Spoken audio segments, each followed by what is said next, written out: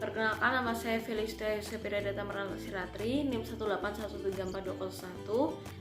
Saya dari Prodi PGSD. Kali ini saya akan menjelaskan mengenai computational thinking. Yang pertama adalah pengertian dari computational thinking. Menurut Janet Wing, computational thinking merupakan sebuah pendekatan dalam proses pembelajaran yang memiliki peran penting dalam pengembangan aplikasi komputer. Dalam perkembangannya, computational thinking tidak hanya berkaitan dengan pengembangan aplikasi komputer, namun berubah menjadi suatu proses berpikir.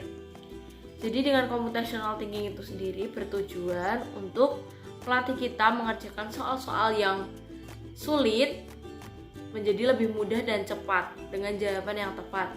Jadi soal-soal yang sulit nanti akan kita uraikan menjadi masalah yang lebih kecil-kecil, lalu kita mengenali polanya, dan juga kita mencari cara untuk menyelesaikan masalah-masalah kecil tersebut tadi.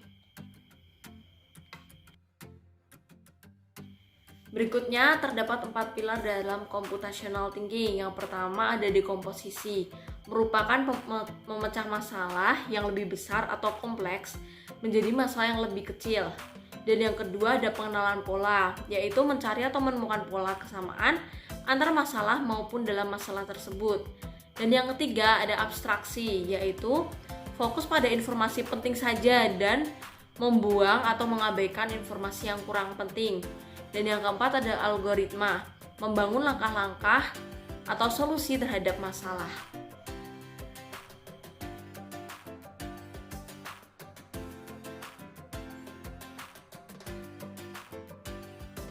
Berikutnya terdapat pengenalan computational thinking melalui aktivitas. Jadi yang dimaksud aktivitas di sini, aktivitas memiliki pilar-pilar Citi atau mengembangkan pilar Citi dengan aktivitas serta penerapan pilar Citi itu berbasis aktivitas. Jadi aktivitas. Jadi Citi tidak melulu mengenai teknologi ataupun komputer. Jadi pengenalan Citi juga bisa dilakukan melalui aktivitas. Jadi nanti ada beberapa aktivitas yang di dalamnya terdapat pilar-pilar Citi. Pilar-pilar Citi yang sebelumnya sudah saya sebutkan, 4 pilar Citi tersebut.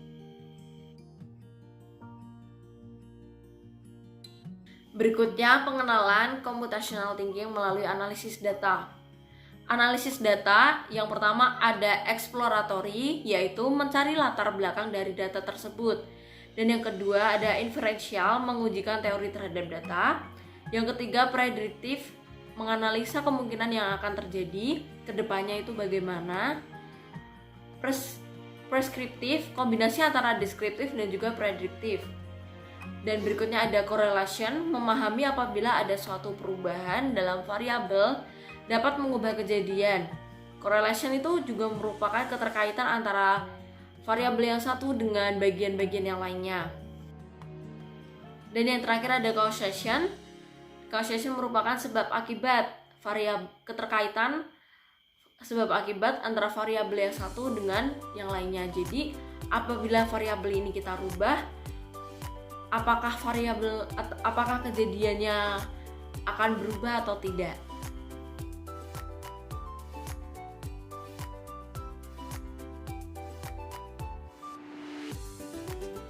Dan yang terakhir, pengenalan Citi atau computational thinking melalui PISA, Program for International Student Assessment.